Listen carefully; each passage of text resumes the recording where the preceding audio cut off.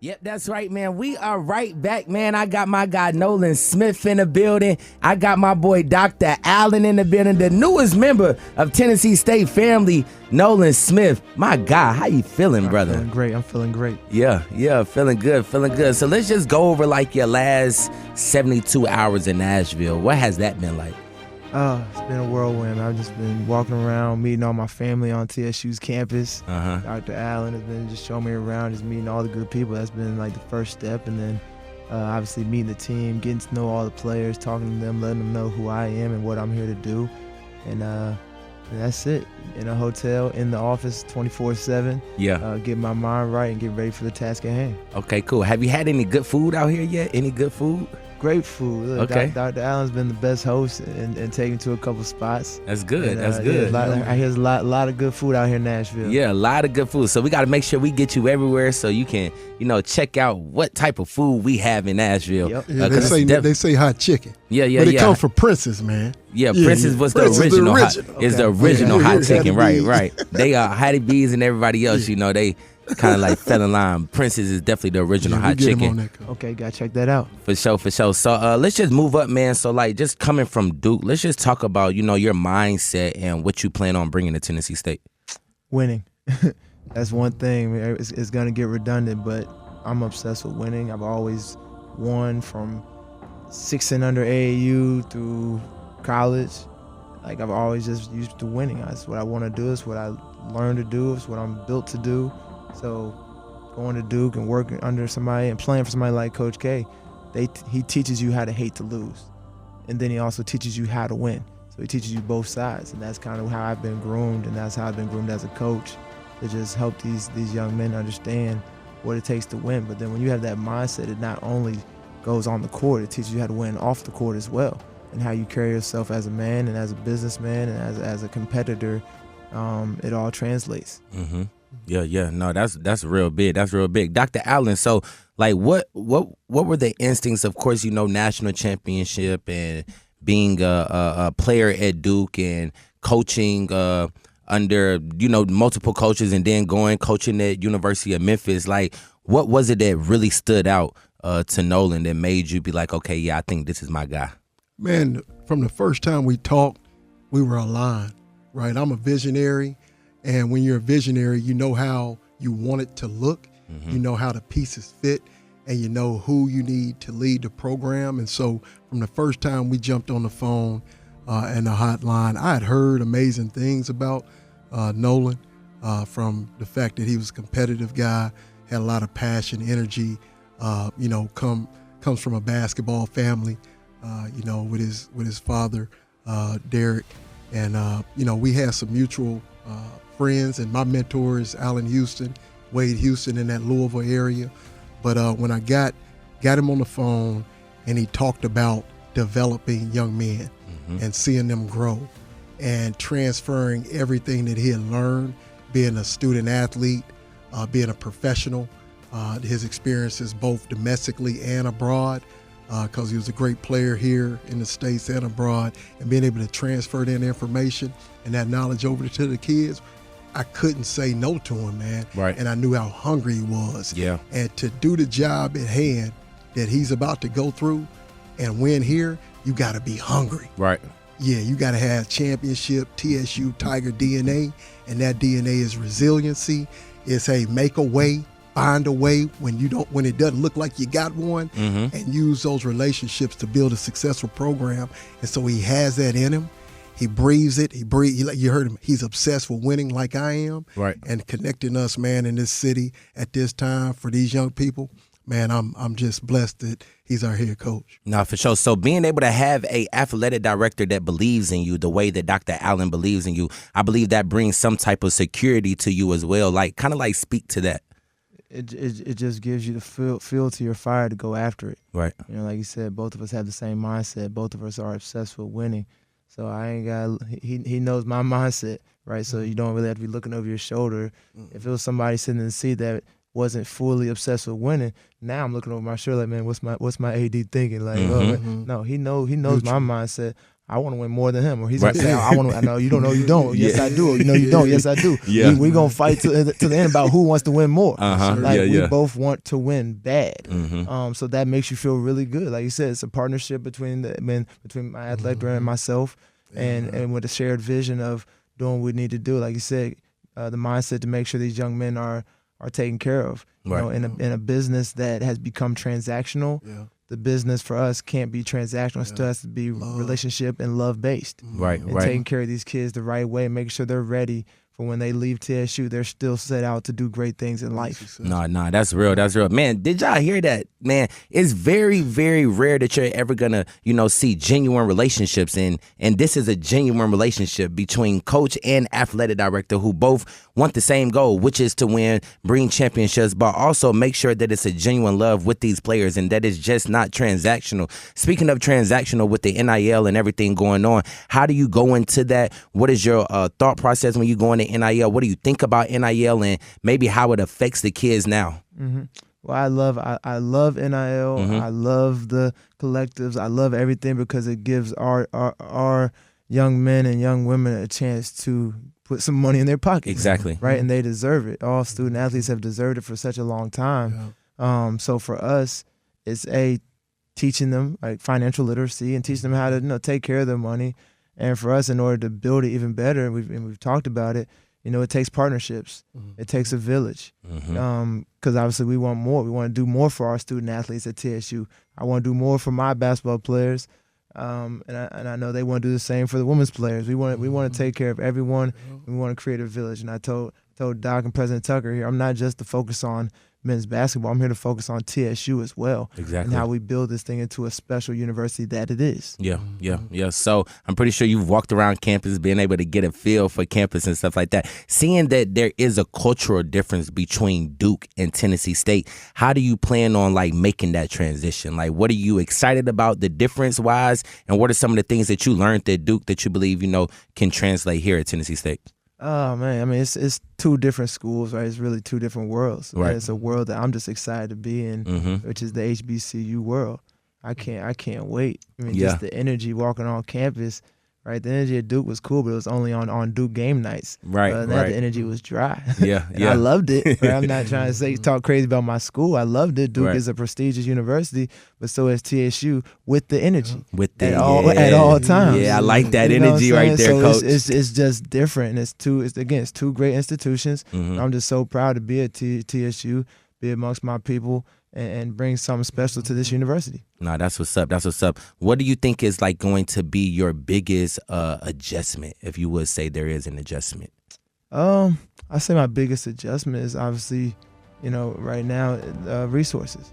Right, it's not perfect, but Right. it's really good. Right. It's good. I'm never gonna complain. I'm gonna make it work wherever I'm at, and so will our players. One thing we say, and we're gonna have a saying: it's no excuses. Right, no excuses.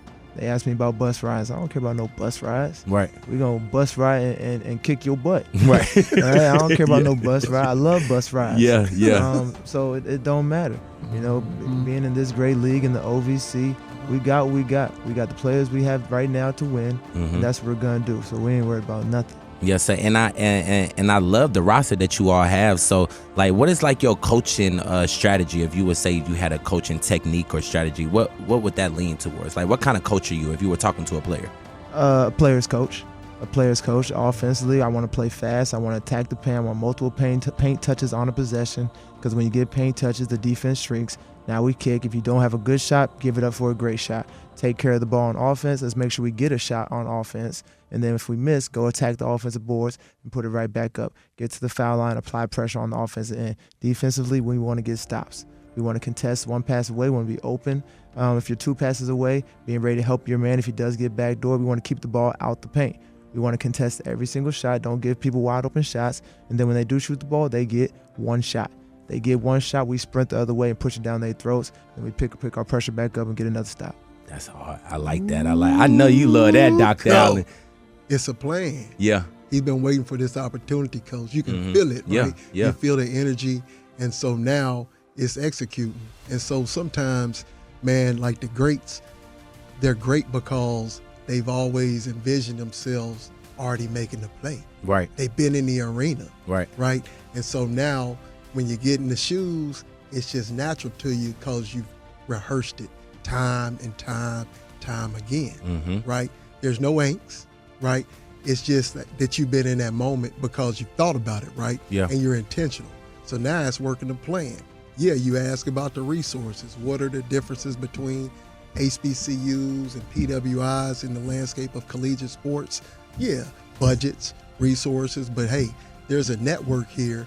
A whole lot of successful people that come out of Tennessee State. Facts. Right? Yeah. Now you got to get people to corral them. President Tucker's doing that. He asked us as leaders in our respective areas to do that, right? And champion the fact that, hey, you can come to Tennessee State University, get a quality education, a first-class education too, and then, oh, by the way, we're going to corral you, right, with the resources to be successful after you get your degree and walk across the stage, right? So now if our alums know the vision, they can get in and support. And so they know where their resources go. They know where their investment goes. And so Nolan and I will continue to be out here, hey, continue to show up and inform our people of what we're doing so they can invest in it. Yeah. I like that. And I don't know about y'all, like the energy in this studio right now is amazing. Like you guys honestly have winners that are at Tennessee State, and that comes just from Dr. Allen, because I know how much Dr. Allen wants to win, just from having my relationship with him. And then, of course, watching you, Nolan, I see how much you want to win. So let's just go back to PG County. Like, what was it like growing up in PG County? It was amazing. It was competitive. It's a hoop city with a lot of hoopers. So growing up, having hoop dreams, it was the perfect city for me because I had so many guys that I grew up with. Quinn Cook, Kevin Durant, Victor Oladipo, Jeremy Grant, who else? Michael Beasley, Ty Lawson, Chris Wright, Austin Freeman. Pretty much all these guys were NBA players, and the list of Division I players goes on and on and on. Bobby Mays, shout out to B Mays right here in Tennessee, down the road. All of us were in the run and shoot gym.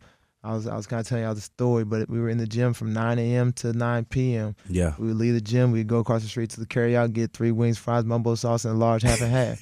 Right? Know the order. For people who don't know what a half and half is, can you please explain that? Because some people is lost on it. Well, some people will call it an Arnold Palmer. Okay, there we go. But we call it a half and half. Tiger Woods. We call it a half and half. Yeah. Tiger Woods. I like that. Yeah, I like the Tiger. I like that. I ain't never heard that one. Okay. Come on, Cole. But that's it. So then we go back and hoop all day. But Yeah. the culture, it was competitive. And I give so much love and respect to all my peers because they made me who I was. I'm sure that I helped them in some way because we were all competitors, but we were friends that would just wake up and compete and play basketball all day long. So what do you have to say to a high schooler right now, 9th grade, freshman year, going into their freshman year? What would be your advice to them? If this is the game that you want to play and you want to make money playing this game, you have to be obsessed with it. You have to sacrifice. You have to do what you need to do, and you have to just lock yourself in the gym. Get with a friend that has the same dream as you. Play 1-on-1, play 2-on-2, play 3-on-3. The thing that they're saying about American basketball kids right now is that we don't know how to play. Right? They're going overseas. They're going to Europe. They're going to all these different countries and finding kids. I mean, this year's draft was probably almost 50% European or some other country. Right? So why are they doing that? Because we're not playing enough. The reason why I had such a high IQ in basketball is because I played ones. I learned how to score by playing ones. You can't watch it by just working with a trainer your whole life. Get in the gym and play ones and figure it out. You're going to mess up and you're going to lose. You might get your butt kicked some days, right? And once, it's okay. A lot of these guys get embarrassed. Don't get embarrassed by competing. It's okay. You're going to lose some days. Right. But you get back up, you get back in that gym against that same person that kicked your butt, and you go right back at them. You're going to get your wins too, right? Ty Lawson, Kevin Durant, I got embarrassed many days. Yeah. I went right back to that gym and got right back at them, got right back to the drawing board. So get in the gym, hoop, and then get your training as well. Right. So as you can see, hoop more, ladies and gentlemen, because that goes to both, like don't just be so caught up on training and trying to make it look good for the camera, but make sure y'all are actually going out there and playing those ones, playing those twos, playing those threes so that you can get that repetition in, because repetition brings confidence. Hey, that's a lot of knowledge, Coach. Yeah. But hey, you commit and you play for them and get a whole lot more. Yeah, exactly. So going that transition from high school to college, because I believe you went to Oak Hill. You went to Oak Hill, your junior year? Junior year. Mm-hmm. So what was that transition like from going from PG County to Oak Hill? Yep. So basically, I went there for the stage. I went there to play on the biggest stage I possibly could. Oak Hill, we traveled around and played against the best team in every state. And that's what I wanted to do in order to be prepared for college. Going to every gym as the most hated, or either most hated or most loved. A lot of people were coming to see us, but then the visiting team obviously wanted us to lose, so they were heckling us and saying stuff to us the minute we stepped in the gym. That just made me a better player. It made me mentally tougher, and it was part of my journey to go there and be 40-1 my junior year and play with Ty Lawson and Mike Beasley and Jeff Allen, these guys. Then my senior, I played with Brandon Jennings, Alex Legion, Trey Tompkins, and we go 40-1 and win the national championship that year. So then again, being a guy that always wanted to win, I was okay with surrounding myself with great players because I wanted to win. But then I also wanted to show myself, if you can be a star among stars, you must be a star. I like that. Yeah, y'all heard that. If you can be a star against stars, you must be a star. So there it is, man. So that was the transition to going to Oak Hill. Then let's just talk about that first day on Duke campus. Like, take us back to that freshman year. Like, what was that freshman year like for you? Challenges. A lot of challenges, which was part of the journey. I go in as a McDonald's All-American. I think I'm going to play all these minutes. It's just going to be handed to me. And Coach K taught me pretty quick, like, hey, if you don't talk, if you don't have energy, if you're not going to play defense every possession, then you're not going to play. I'm going to go with these seniors and juniors that are doing all the little things that you don't think matter, and they got to play. So I had to go get back to the drawing board and figure out, how am I going to get on this court? Right. Yeah, and I hear you talk about talking, like, kind of like going it, because some people don't know, like, when coaches say, I want to hear you talk, like, what does that actually mean? Because it doesn't just mean go out there and just say whatever. Like, being very, not just vocal, but making sure that you're, being strategic with what you're saying. So when you say talk as a coach, how do you want your players to talk? I want them to first know what they're saying and why they're saying it. I want them to talk to their teammates. It could be if I'm off the ball and there's somebody guarding the ball, I could be talking to the guy that's guarding the ball. Hey, I got your back. I'm right here on your left side, because that gives confidence. Everything when it comes to basketball is about giving your teammate confidence. It's a team sport. So if you're out there silent, you're on an island. Imagine being on an island and there's nobody talking to you guarding Kyrie Irving. Right. That's a very scary island. Scary, yeah. Right? Because you feel like you in the gym playing one-on-one. Even though there's 4 guys behind me, if I don't hear them talking to me, right, I'm done. But if I hear 4 guys talking behind me and I'm guarding Kyrie, yo, we got your back. Yo, send them left. Yo, there's 2 over here on the right side. Send them to us. Okay, I get a little more confidence to guard. So that's kind of what I'm trying to teach our team right now, to talk like that. That's winning talk. That's championship talk. That's what we're working on right now in these first early days, getting to know my team now. Is let's talk like champions at all times, because it leads to winning. Yeah. Dr. Allen, let's get to you. So, like, when it came to, of course, making decisions on who your next coach was going to be, like, did you have any type of idea of, who your next coach was going to be? How did they kind of, like, play in your hands?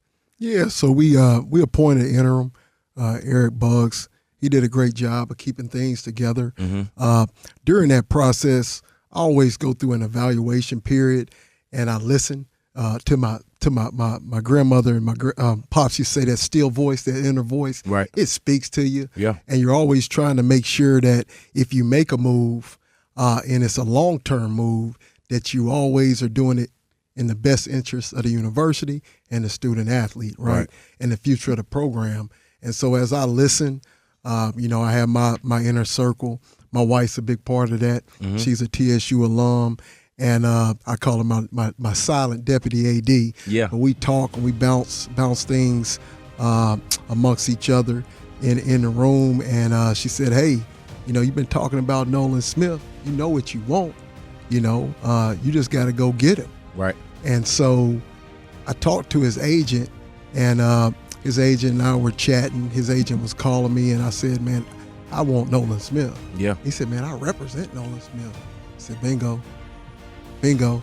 I had a bingo card made, number 2. Yeah. But number 1 in your heart. Right.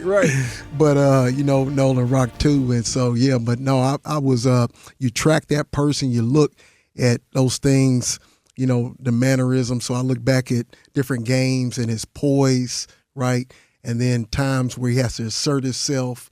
He was always there. The way he's conducted himself as a professional has always been, A1. And those are the things you look at because your demeanor in times where there's some adverse times and challenging times, you gotta project that. The kids look at you, right? They look at your eye contact, demeanor, sideline decorum. We've talked about it, what that looks like. And, man, he's been around the best. Yeah. He's a byproduct of the best. And so when you have an opportunity to go get someone that's a byproduct and from that fabric of that winning DNA culture at Duke, man, you got to go. And so that changed the landscape in terms of interim versus full-time coach and going after someone that I feel that wholeheartedly is going to take us to the next level. Yeah. No, I definitely wholeheartedly think that. And shout out to Coach Penny and all of them that did their thing, Coach Bone and all of them, because they laid a very, very good foundation for us, for you to come in and do your thing, man. And I think the whole city is behind this move. I think everybody is super, super excited, and I hope that you're excited. Understanding that is, of course, challenges, but it's challenges with everything, right? And what's a challenge to Nolan Smith? You feel what I'm saying? So let's just move right ahead, man. So when you talk about your players this year, man, what are you most excited about? I'm excited because they're hungry to win. Yeah. Everything we've talked about, I've had individual meetings, a team meeting with them, and every last one of them just talks about how we want to hang a banner in Gentry. I'm like, all right, if that's what y'all say, understand what that means. I understand what I'm going to do to y'all in order to get that. Yeah. It's going to be hard. I'm going to challenge y'all in a way y'all probably never been challenged, because hanging a banner is forever. It's crazy. One thing, we in my individual meetings, I talk to these guys, and I'll share this because it means everything. But I said, champions are remembered, right? Nobody remembers really who lost, right? Whether it's in the national championship game, unless it's Butler. Somehow people still talk about Butler, but nobody really remembers second place. But I said the biggest thing it does when you win, it gives you the freedom to come back to the city that you won in as a legend. All of y'all, every last one of them says, yeah, I want that. And they all had that look in their eyes. Yeah. I said, let's go get it. Yeah. Nah, that's all right. I love that. Man, Dr. Allen, I know I see you over there. You just happy, man. Hey, man. Look, this like a dream come true for you, huh, man? Oh, it is, bro. Yeah, it is, because you also got to think, man, when you think about the interim and then you look at Nolan now, permanent right now, and so you got to think about recruiting. Yeah. Recruiting, right? They know what it looks like and how it's going to be. Yeah. And so as we continue to grow and the program and continue to build and take off, everybody's looking in. And so I don't think he's going to have any problems on a recruiting trail, any problems implementing his system. And then, like you said, there's buy-in across the board. I see the young people. I see them in the building in the Gentry now, the way they are moving with a sense of urgency. They locked in. They are locked in. They're in the gym. They're hanging on his every word. And so as he assembles his staff, and it's going to come to fruition here pretty soon, it's just going to be a mirror of everything he represents. Right. And that's what I'm excited to see, too. Yeah. And like you said, shout out to those guys, Penny, Brian Penny Collins, Josh Bone, who I've known for a while, and then got to know Jeremy Lewis and Eric Buggs. They did a good job. Our guys are first class. They represent themselves in all spaces, on and off campus. And so I know Nolan appreciates that, and we just going to keep pouring into him. Yeah. Absolutely. So, man, how y'all feeling? Y'all feeling good over there? Feeling great. Y'all feeling great now. That's good. So, like, when we move or when we think about, Tennessee State and the whole landscape with it being at HBCU, and of course we don't have the resources, all our dorms don't always look up to par, how it might look at other high major schools. I was always told to control what you can control, right? Yeah. So with that being said, like what direction do you go to be able to get the number 1 recruits, the top 10 recruits? Like what direction do you think that you take for that to happen to get them at Tennessee State? Well, in today's climate, there's 2 things for me.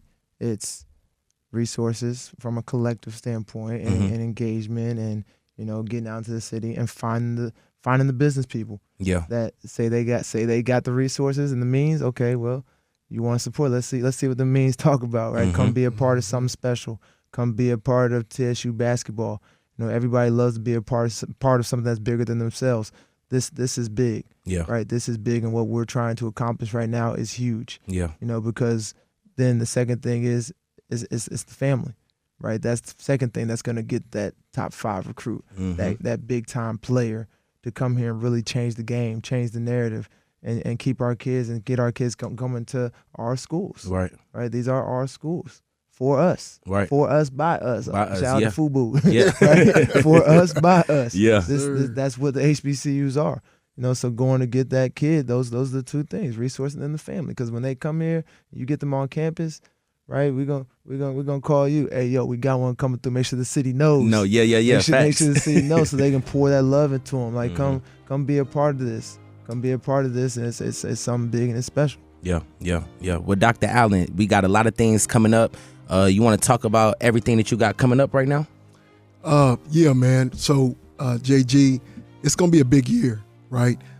We are now really about to usher in our football season. Camp starts here. Well, the guys check in this weekend. We start Monday. So we're excited about that. Big football season coming up. We got 8 home games. Want to make sure everybody knows that. It's key, too. Nolan talked about our holistic approach. Basketball benefits during football season. Why?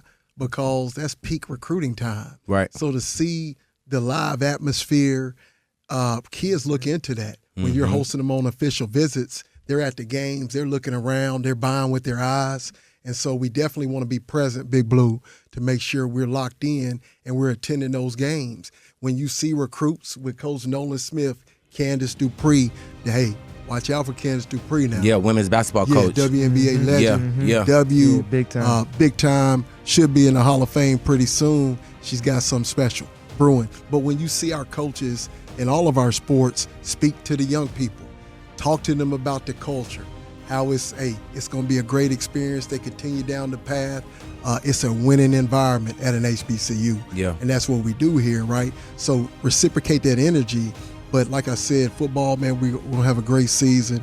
Got a great lineup of games. I really tried to work towards making sure that we maintain our HBCU heritage and lineage by mixing up our schedule. Yeah. Obviously, we're in OVC. It's a bus conference. You got your Techs, Tennessee Tech, Martin, SEMO, Eastern Illinois, and other schools in that footprint geographically. But then we've also, if you've seen, we've strategically went after MEAC and SWAC opponents to make sure we got that perfect blend where we're hitting both sides. Right. The attractive part about being in the OVC, and Nolan can speak to that, is you are in a position where you can experience both sides and compete against both. Right. And that's what attracted me to Tennessee State University, beyond the fact that my whole family went here. I get my grad work here. But it's a beautiful place. We got that going, and so Reggie Barlow has created a great environment really, really quick. Got Shannon Harris on board, who was with the DC Defenders. They won it, the UFL. Brings him in as a co-offensive coordinator with Terriano Morgan, who is the head coach at Edward Waters. So get you, right? Yeah. And then too, Coach Harris just got named also that he's going to be the head coach in the spring for the UFL team, the Defenders. So we got him right in a position where he blesses us, and then he goes and takes that job too as well. So why wouldn't we have a pipeline, right, to a professional league? So the dynamic staff is there. Greg Williams, Super Bowl winning coach as a defensive coordinator. The staff is crazy. Dexter Jackson, Super Bowl MVP. But then, man, you look at all of our other programs and where we're trending, the trajectory is there.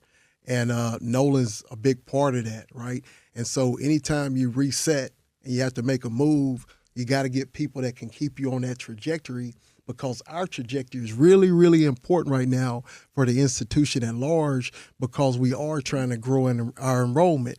When you went to school, JG, when you got in 2013, 14, y'all were rocking. Our enrollment we were right up there around 10,000 plus, Right. 12,000. Yeah, you yeah. know.